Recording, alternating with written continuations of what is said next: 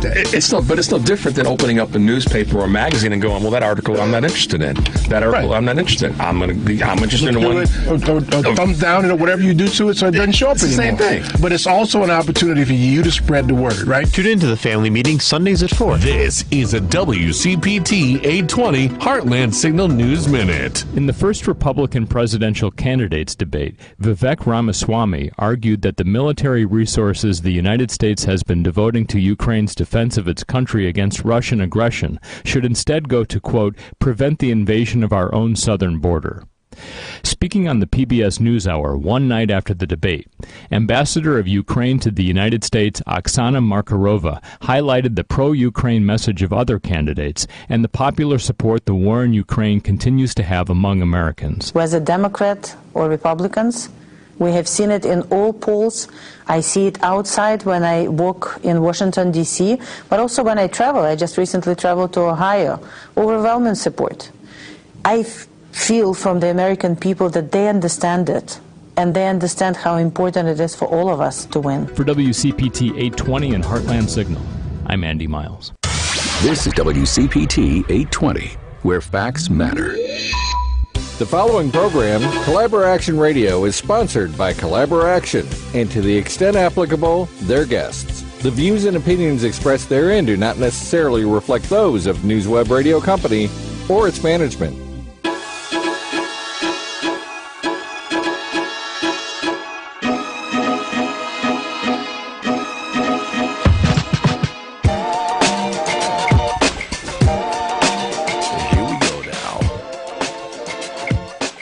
Hi, Carla.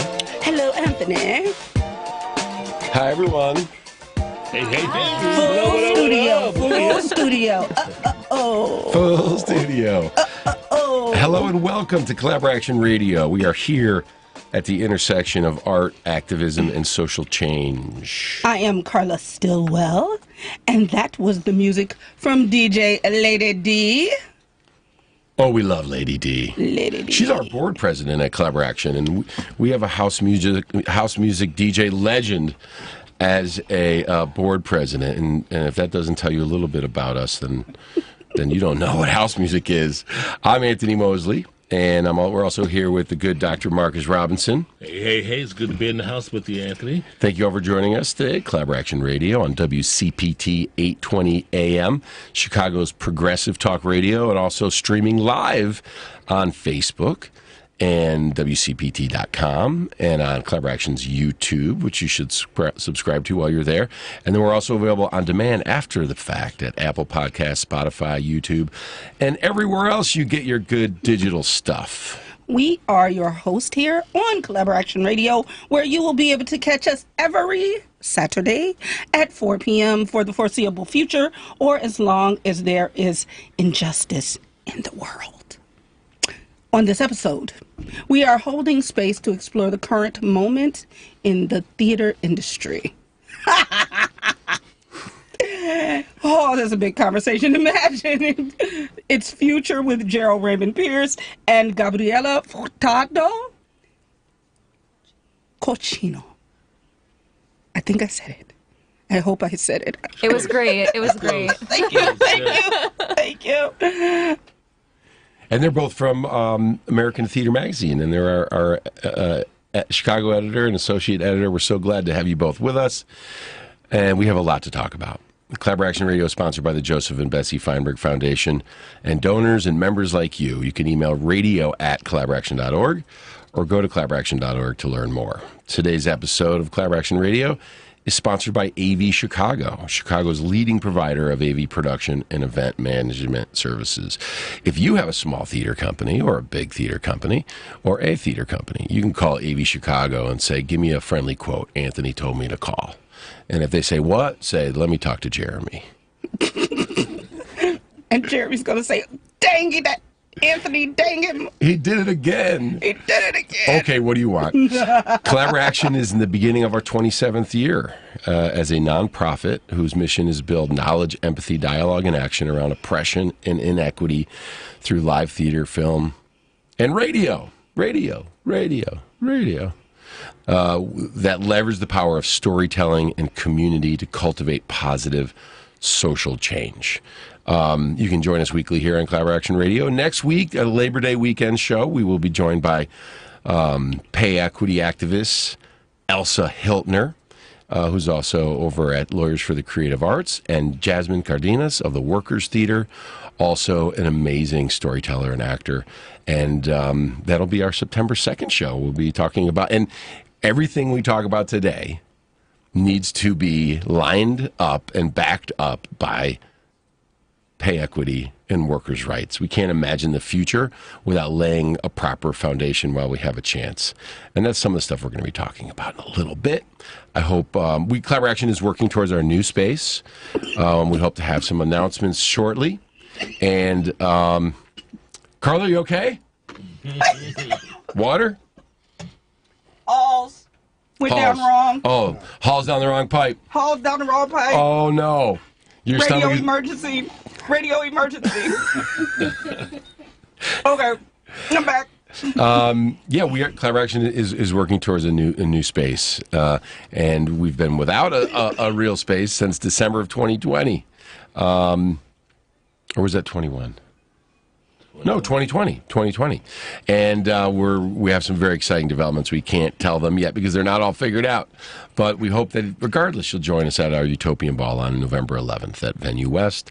Shaping up to be a wonderful event with co-chairs Linda Karn and Sandra Delgado, MC Melissa Dupre, and always an incredible vibe in the Collaboration family there. And if you want to volunteer, you can do that too. You can get 20% off your tickets or table right now if you buy by August 31st with the code EARLYBIRD, all caps. Carla, are you able to speak? I am able to speak now. I'm probably just choking on this amazing conversation we're about to have because it's going to be a gag. So let's get into it. Hey, if you're listening live, you can call in at 773-763-WCPT. That's 773-763-9278. If you have any questions or things you want to share with us, because it's going down. Our guest, Gerald, is the current Chicago editor for American Theater magazine and a freelance writer and critic. Mr. Pierce has written criticism for the Chicago Tribune and has served on panels discussing theater for BroadwayCon and the Theater Communications Group.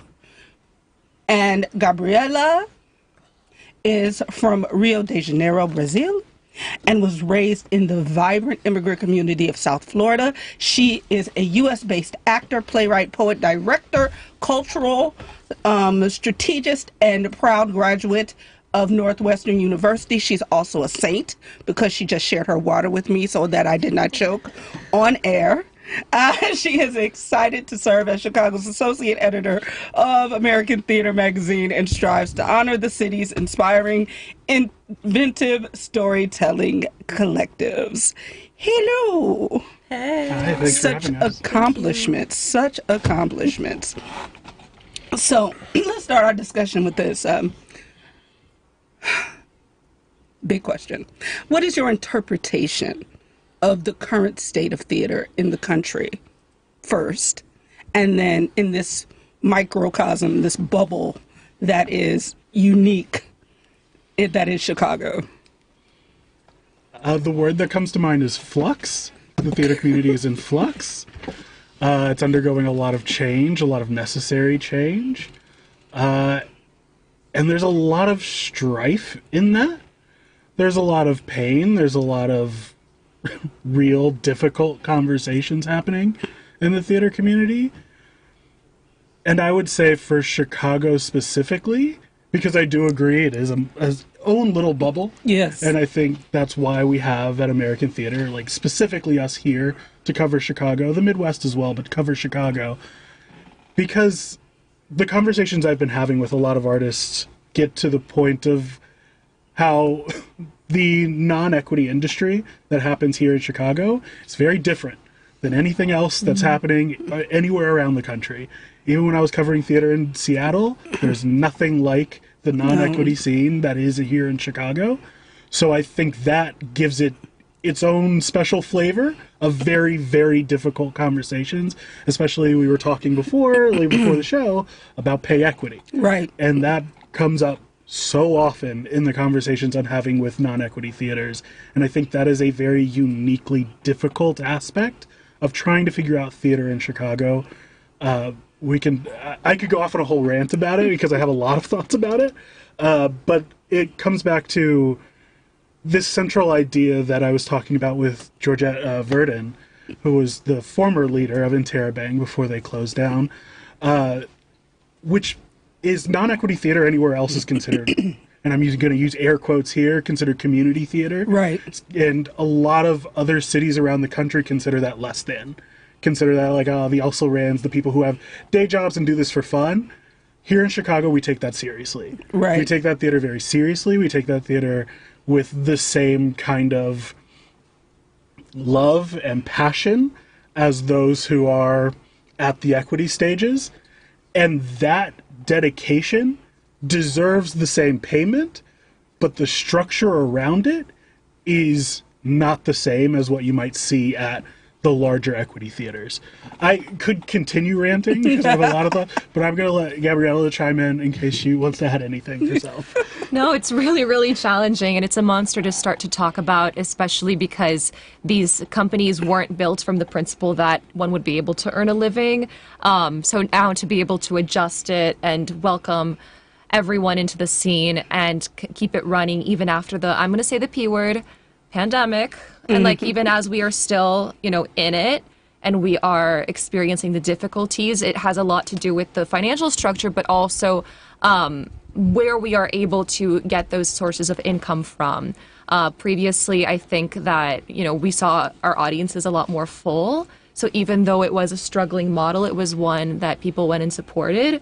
And while I think that there's a lot of incredible theater that people are supporting, I'm not exactly seeing the same coming back enthusiastically into the theaters as I did when I was in my home country in Brazil. And I think it has a lot to do with that habit of going to the theater. I think it has a lot to do with word of mouth. I think it has a lot to do that now we are also competing with streaming services and that people have a different way of living because of the pandemic. And that's really, really hard. But on top of that, of course, we're looking at competing ideologies and ways to look at statistics around what is working in the theater and what is not. And in terms of places where I think it is working, I've seen a lot of theaters of color do an absolutely incredible job during this time. I have to uplift Pangea World Theater. That's actually not in Chicago, but pretty close to us. And Teatro Vista, I've been seeing do great work. Chicago Children's Theater. There are a lot of companies that are being able to get the funding that they need, and they're proportioning it out in an equitable way, in an ethical way. There's a great colleague I have and mentor, Barbara Butts, who's always talking about different pay paradigms. And it's a hard conversation to have because people just view it in such a different way. Like you kind of have to rewire the brain to understand someone else's point of view. But I just have a lot of love for this community. It's also why I came to study here, because I knew that I would find that non-equity scene and I would find it so liberating. And that scene is exactly where we're able to cultivate belonging in a way that larger houses maybe are not able to do. And they can tend to be a little bit behind on that. And we learn from our non-equity scene. Chicago Theater Standards came out of that. So we really do have to make space for these growing pains to happen and trust that with time we will heal and find new ways to move forward. But also understand it's not going to be smooth sailing. And, perfectionism is a tool of white supremacy, so we can't be expecting it's going to be back to normal. Like, that's just not what it's going to be. So I am a lifelong Chicagoan, and I've been in theater for many, many years in this city. So I have some thoughts that I will share later. But we actually have an audience question. Somebody texted me this. Since process informs product, do theater critics have a responsibility to talk to audiences about the art that was made? That's such an interesting question. To talk to audiences about the product or the process, I guess would be my question. I think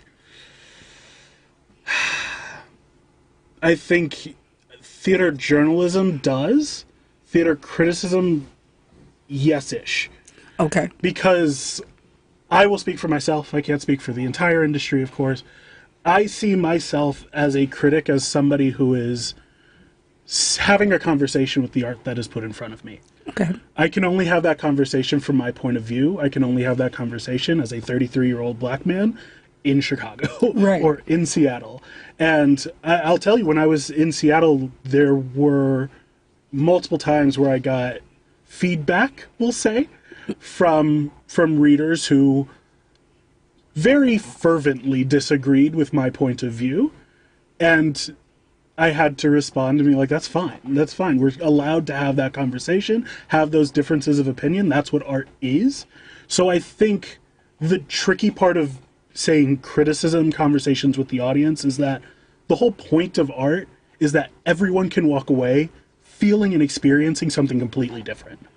So I think my job as a critic, if I'm writing a review of a work, is to give you my experience. Mm-hmm. Tell you the message I got from the show and what that made me feel.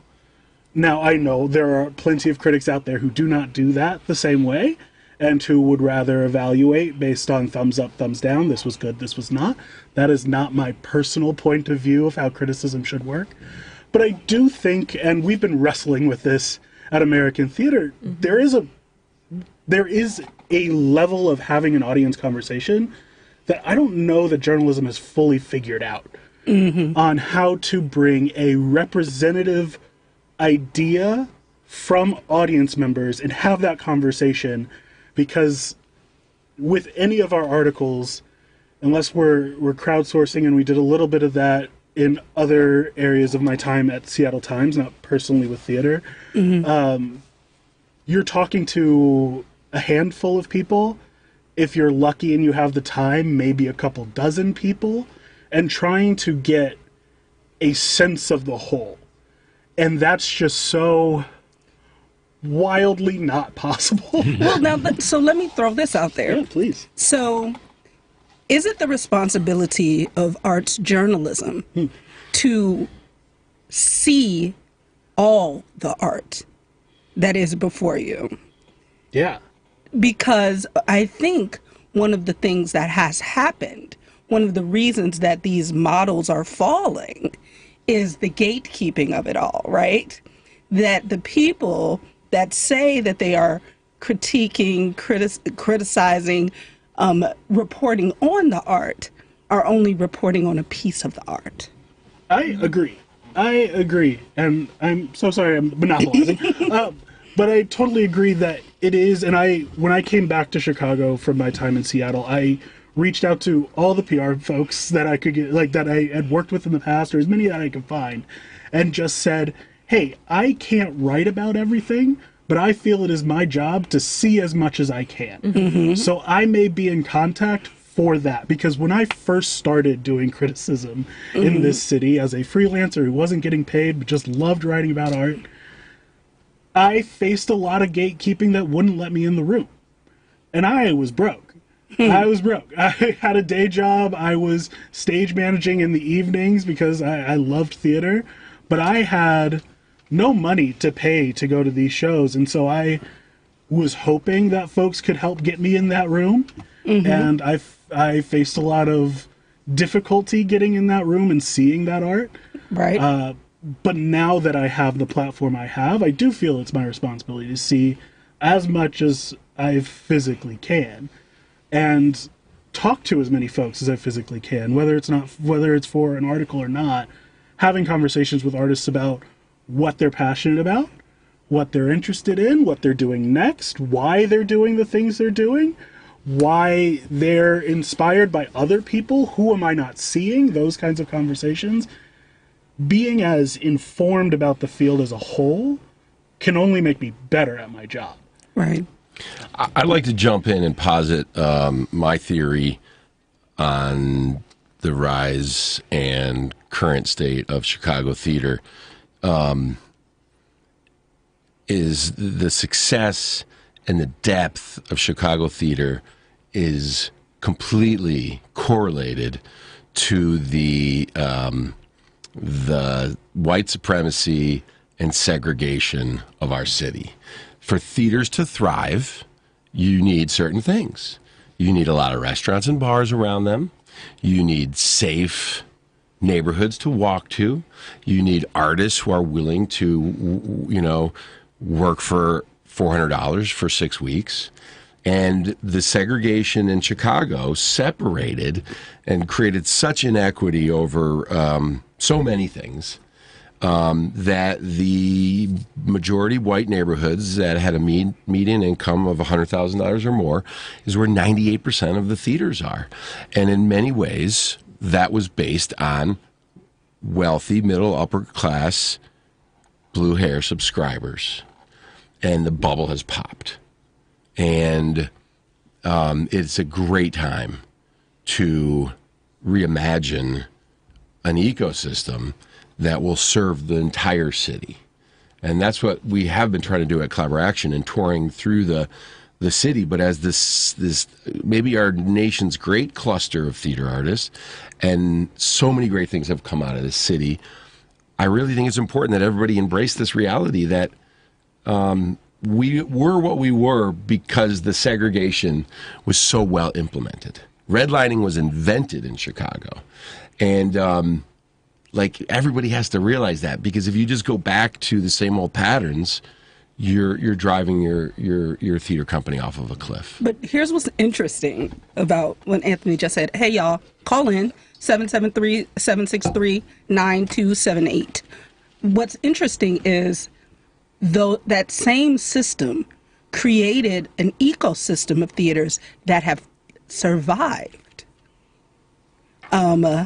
Congo Square, Impact, Collaboration, Teatro Vista. There's this ecosystem of black and brown and culturally specific theaters that were never supported. They had to support themselves, that dedicated themselves to devised work and new work, that did the work and created an audience where they were. Outside of this hierarchy, the structure. So there are models that exist in the city because of the racism and the oppression, because we didn't have, I used to be the artistic director at Impact, still one of my creative homes. We didn't have board members that had, we started college kids, right? There were no board members that had an uncle that had $200,000 that they could gift us every year. So there is this idea that, there's a critic in the city that decided, when they were called out 15 years ago about their racism, that they would create a fringe section of their critique in their article. And so our theater, Collaboration, a lot of us were called fringe theater.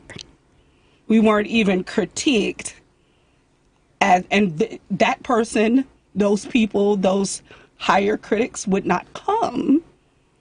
But what that gave us was the opportunity, and one of my good friends says, to fail in obscurity. To do the work and create the models and find the money and teach and grow our own artists and feed ourselves. So for those of you, the two of you who are not native of here, have you seen those companies and have you been inspired by that type of work? And what do you take from those companies that are still, because the big ones are struggling. So what does that say to you? Something that I have been really interested in, and this also goes along with the audience piece and the responsibility of theater journalism, is that piece of continuing to be in conversation with audiences, communities, and artists. And what I mean by that is there are some companies that really know who they're creating for. And because they know who they're creating for, they know how to do the outreach because they're in that community.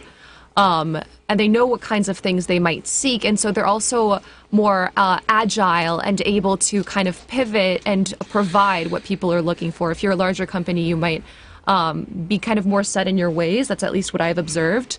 And I find that the companies that have been able to adjust and find all of this ingenuity to survive, they've been having a lot of great conversations. Like I was talking with some folks from Boho Theater that unfortunately recently closed, but had a lot of folks go to other companies. And something that came out of a lot of the conversations was the desire to bring in audiences earlier on in the process. So like really being like, okay, what kinds of theater do you want to see on the stage? What kinds of processes resonate with you? What kinds of locations resonate with you? Because for a lot of people, it's really not accessible to be in a theater space. My brother, for one, he has a very severe disability.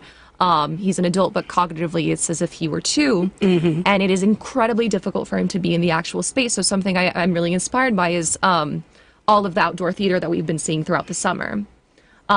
Stuff like Collaboration, like being able to have a radio show, just being able to have different entry points for different folks, I think feels really important. And when you can approach it with that level of intersectionality, you'll also be able to see a more welcome change and a really positive response from the community. So those are some things I've observed. And of course, I also have to uplift Albany Park Theater Project. I'm really interested in the show that they're doing right now. I'm just itching to get my hands on tickets, even for press. We'll go. We'll go.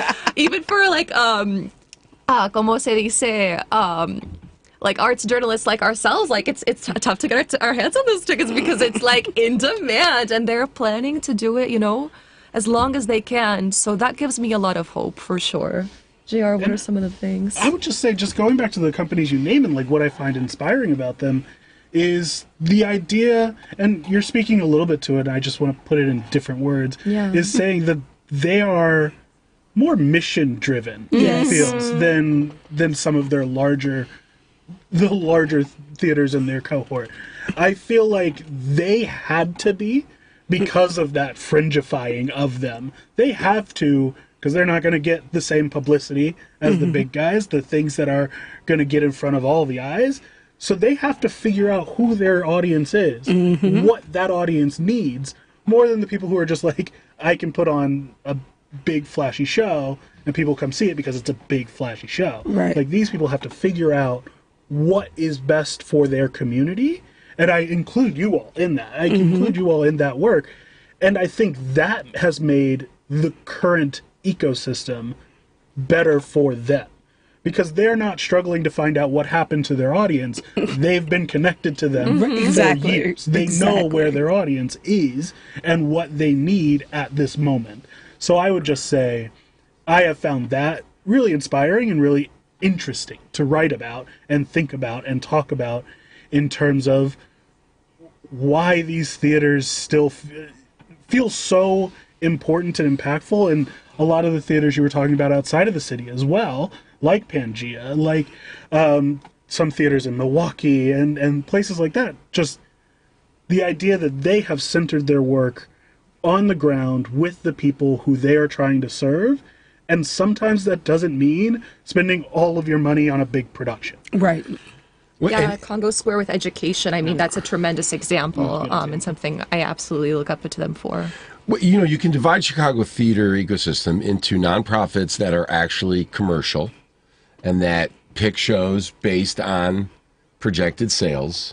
And then you have the other group, which really are healers and empaths, are the people who value being alive and sharing what they have more than the ticket sales number. And it's that group of folks who really will be building the new theater industry for Chicago. And I do appreciate calling out those companies, because we do need to be lifting them up, supporting them, working together, and all be in dialogue together, because the old model that everybody just adopted is broken. So not only do we need to create new processes to create new products, we have to actually approach the very beginning of the concept of what the show is going to be has to come from a different space, and it has to come with the audience in mind and the artist in mind, and it also has to be true. Right. You know, it has to be about like our shared humanity. Because yes, Tommy did very well at the Goodman Theater, but that model, that it's not going to last. You know, big buildings with big staffs were perpetuated by a generation of Americans, mostly white, who are frankly dying or already dead, and it's sad. But at 50 years, like this is the bubble has popped. There has been some casualties. And it's time to regroup and imagine a new world. So what do you hope, like, what would you like to see in 5 years as our industry and our city begin to rebuild? If you could just put some things on the digital tape and we'll come visit this in 5 years and see if any of your musings hit true. I open that up to Carla and Marcus as well, of course. Well, before we answer, I want to throw something into that. Because part of the reimagining is the Reaganomics of American theater, right? The trickle down that you pay artistic directors and executive directors $500,000, $250,000, and that is supposed to make sure the art is, that high salary is supposed to sustain the art for the $7 an hour sewer. And so as we think about and talk about this reimagining and what we want to see in 5 years, what do we think about how the pay equity and how we, and in compensation and how that flows through this conversation? I have so many thoughts. I would just start by saying, like, when we talk about the model of these larger theaters and the model that we've had for decades that is dying off, I hope, it's more of a machine. Like, right. We talk about it as a model, but it is a machine. It is a factory line that gets art from point A to point Z in the most efficient way it can think of. Right. It is not centered around, like, being as in its community as it probably should. So my hope, and also going to the pay equity, is that we move away from this idea of an individual tastemaker being the arbiter of what an audience needs to see. I've always thought this because I am a big fan of new work. Yes. So I am the kind of person that's like, why are we putting on a revival of this show that I've seen 80 times? Can we give me something new? Give me something new to talk about? Right. So I'm hoping that in the next 5 years, and I think we're seeing it, we're around the country, we're seeing different theaters experiment with, what if we have multiple artistic directors? What if we have a cohort of people collaborating to figure out what shows are? I still think that audiences, and haven't had enough conversations to say this definitively, but I do think audiences are starting to move away from needing somebody to tell them what to see. Yes. And so my hope for the next 5 years is that theaters take that lesson and start creating work for their audience in that moment. And maybe that means we move away from announcing a full season every year. Maybe that means we only announce, hey, we have this project coming up in the next couple months, please support it. We have this project coming up before the end of the year, please support it. But rather than saying, hey, we have this show that is a great adaptation of something you saw 50 years ago that's going to be really great and done by this fantastic director from Europe, and you can see these fantastic actors, but it's going to be in May next year. I don't know what to do with that. And I think that also means we have to move away from the subscription model. And we have to start talking about new ways to engage audiences in terms of funding that isn't asking them to dedicate their lives to a slate of productions that they may or may not want to see in a few months. Right. So I could keep going. No, here's the thing. So Anthony and I, and Dr. Marcus and I have been talking about this a lot, about the experience, right? Creating collaboration, creating experiences.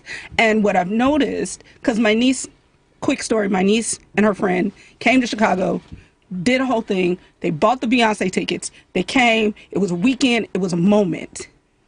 They had a great time. They paid for that one experience.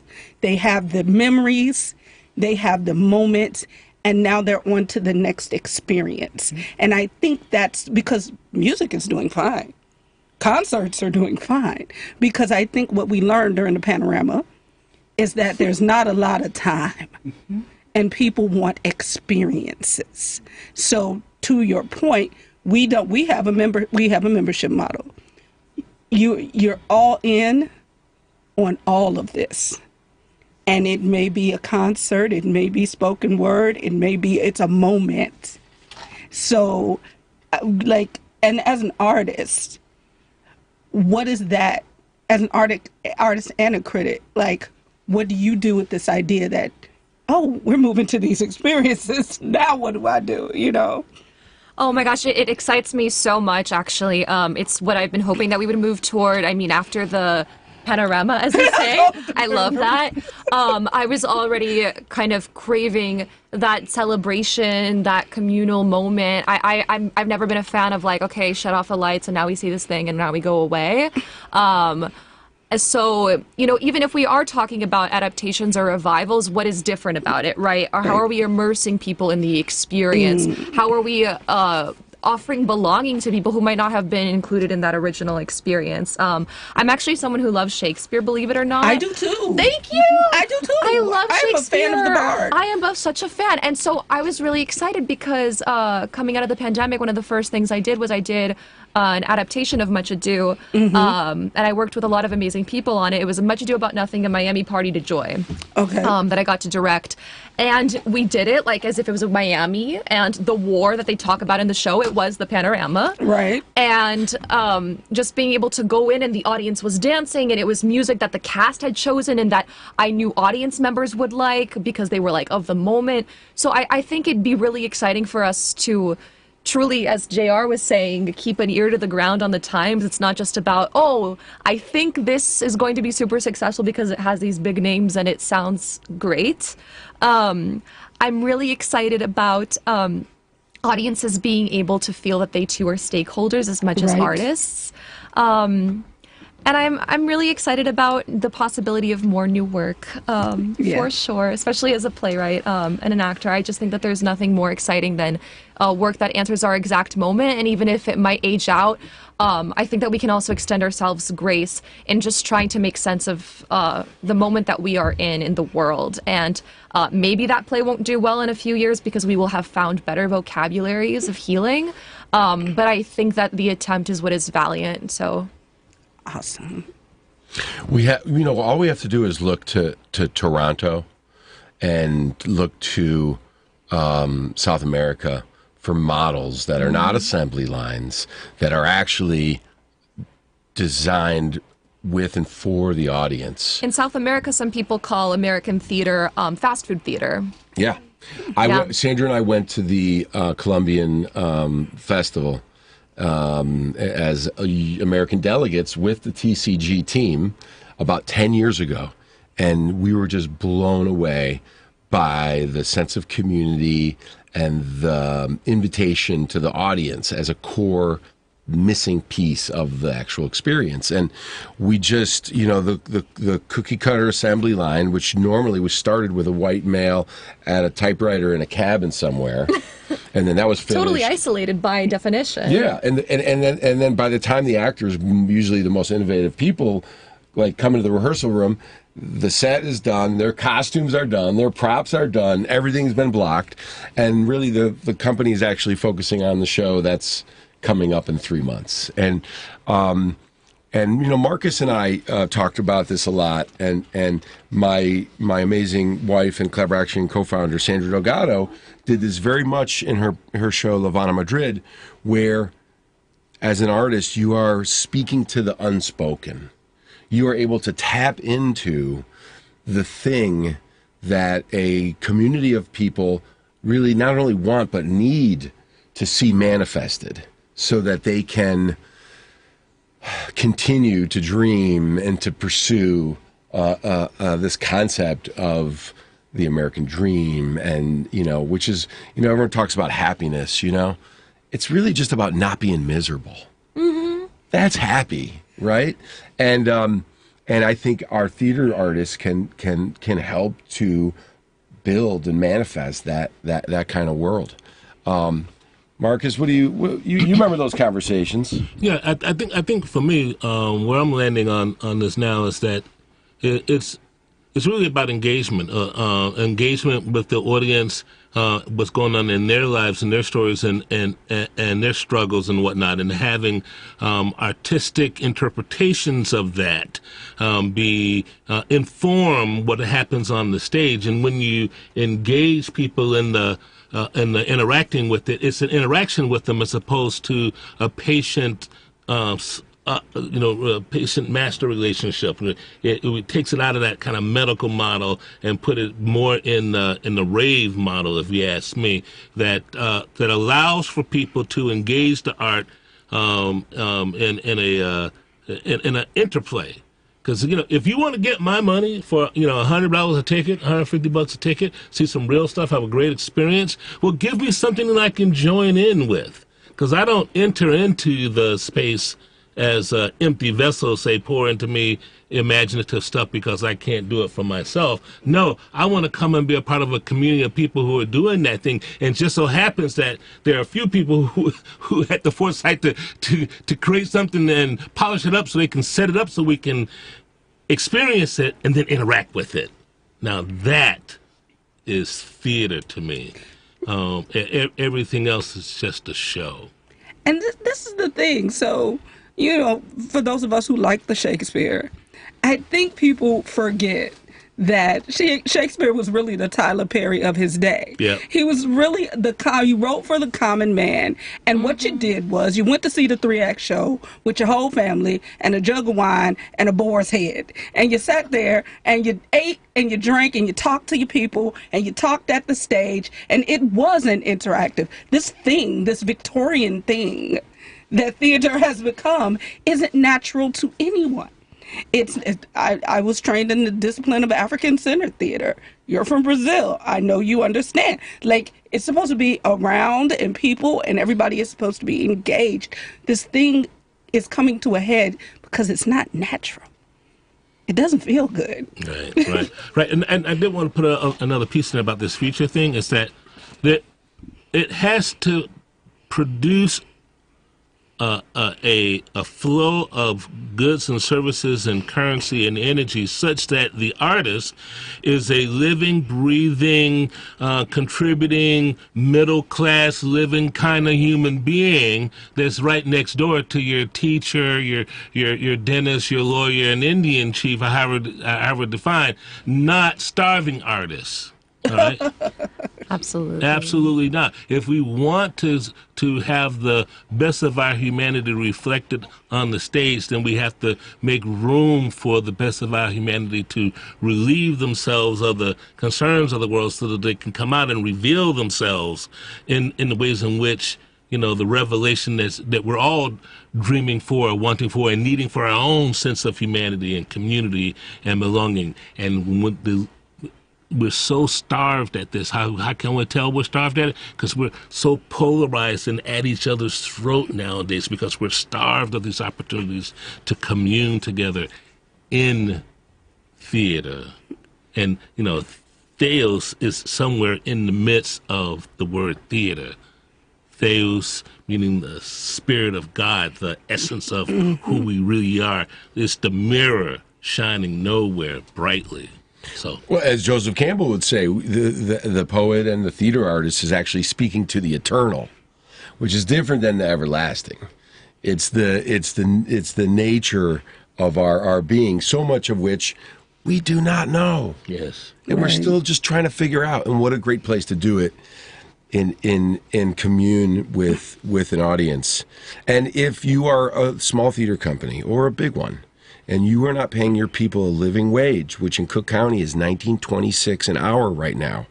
After taxes, I don't know how you live on that with the inflation that is happening while we are here talking right now. But if you cannot pay everybody that rate, you need to do a couple things. You need to make your ensemble smaller. You need to have less rehearsals. You have to have less performances. And if you can't do those things, you need to raise more money before you begin. Because there's some things that are ridiculous, right? Oregon Shakes had to close its doors this summer because they couldn't raise $2 million. $2 million. Who's for what? How is this the art? And we have to think about what these large theaters have been doing. And who is it for? They do maybe one new show a year. They have an 11-month season, maybe. It's like, and it's gotten so ridiculous and so far away from what this thing that Anthony and Marcus are talking about, this personal thing that moves us forward as a society. It's crazy. So listen, Gerald, Gabriella, I would like for you both to sign off. Close your article for us. Give us your last lines of the future and where we're going next. I love it. It might not be as poetic as I would hope, but something that's just been on my mind as we talk is different kinds of currencies, and I think the currency of care is big.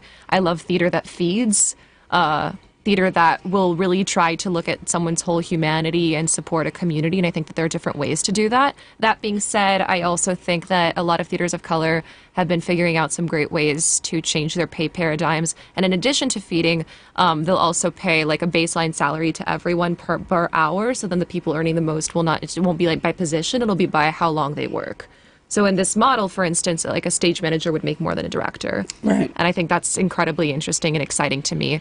I've been thinking about how hard it is to plan for the long term, but that there also is no harm in doing it, and we can dream. And, there's been a lot of doom and gloom talk in this time, and JR and I have been discussing this and the need to push against it.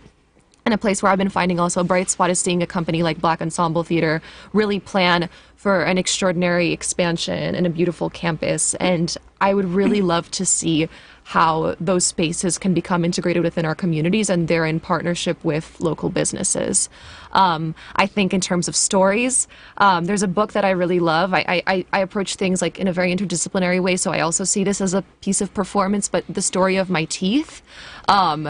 It was written by an incredible Mexican author, and she went into a local community and she produced different chapters of her book for a particular factory and for those workers, and she would get feedback from them every week based on what their response was, and she would write for them.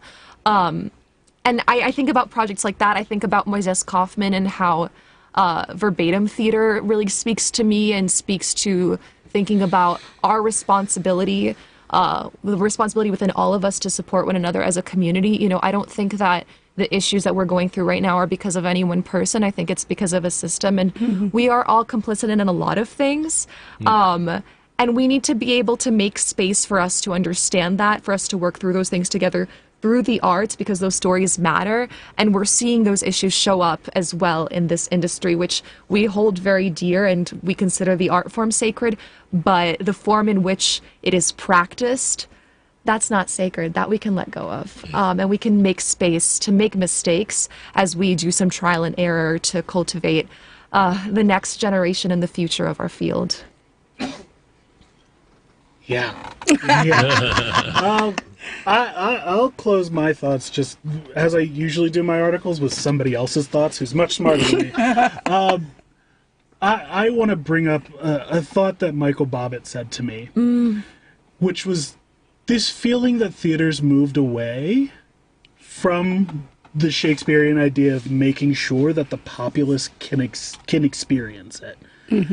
I think the example he gave was like, a jeans company needs to make sure that the everyday person can afford a pair of jeans. Because if they don't, they'll go out of business. Right. Like, sure, there are the rare exceptions that can only have high-scale jeans, but for the most part, Gap, whatever has jeans that you and I can buy, right, theaters need to do the same. And for so many theaters and so many companies, it feels like we've moved away from that, which then affects the art that you have, which then affects the way that you create that art. And so I would love to see theater reorient itself toward the common person. Yes. And I think the difficulty we're going to have to overcome is that building investments, which were for a lot of folks, were a statement piece, we're here, we exist, we're important piece. That was great for a time, but is not what's needed now. So how do you reorient this multi-million-dollar investment toward the common people? I'm not the smart person to figure that out, but I look forward to talking to the people who are doing that, because without the everyday person, the person who can only spend $5, $10, $15 on a ticket, we're not going to survive. We're not doing the work we should be doing. Right. So, that's all I have to say. I could keep that's all. Amen. Oh my God. If that is your all, I will take it. I will take it. Tony has leaned into the mic.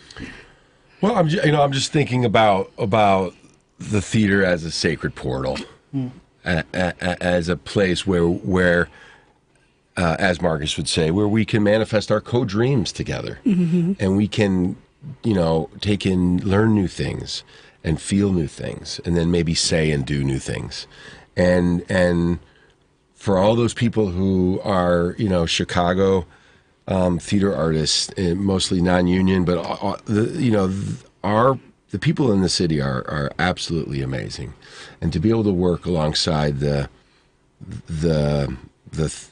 all the regulars and the newcomers of Chicago theater has been a huge blessing to me. So I do believe that group, myself included, will be able to identify our blind spots and continue to change and serve to create a sacred space where we can envision a better future. And we had to let some things go.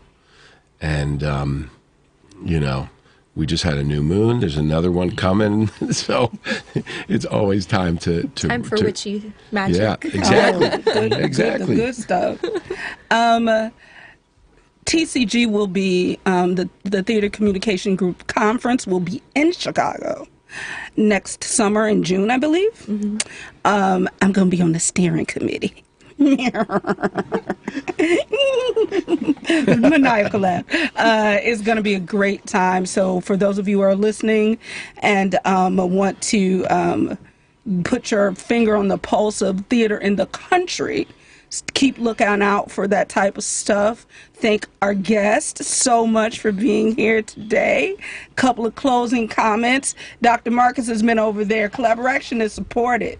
Collaboration Radio is supported by Social Innovative Group of Chicago, which provides coaching, consulting, and training on the human side of enterprise, from nationally recognized work and collective impact groups in community to large system change in business and government, to coach leaders to transform their organization in pockets of excellence that are radically inclusive while driving breakthrough performances. Social Innovative Group, www.drmarcusrobinson.com. That's where you go for more information. I'd like to thank our engineer Paul for being here, and our PR guy Jay Kelly has been over in the corner with his Collaboration hat on, looking over us. Thank you so much, Jay, for being here. Collaboration Radio is also sponsored by the Joseph and Bessie Feinberg Foundation and AV Chicago, and you too can be a sponsor or purchase an ad and be part of our weekly show and podcast. Just email radio@collaboration.org to inquire, and be sure to check us out and follow us on all of our social media platforms. We're Collaboration everywhere. Well, that's our 11th show. Thank you so much, Gabriella and JR, for joining us. You can catch us next week with Elsa Hiltner and Jasmin Cardenas talking about workers' rights and pay equity. And then we have a big September that we are lining up that we are going to be releasing soon. We have some amazing guests in September. And, we're just going to keep trucking here on Collaboration Radio and taking stock of the evolution and change of this industry that we are so deep in and fond of. next Saturday, same bat time, same bat channel. Have a good week. Go to Apple Podcasts, Spotify. Bye. The preceding program, Collaboration Radio, is sponsored by Collaboration, and to the extent applicable, their guests. The views and opinions expressed therein do not necessarily reflect those of NewsWeb Radio Company or its management. This is Joan Esposito, and I'm inviting you to join me and a few of my union friends once a month for a segment we call Union Strong. There's a never-ending battle to protect the middle class, and the labor community are their champions.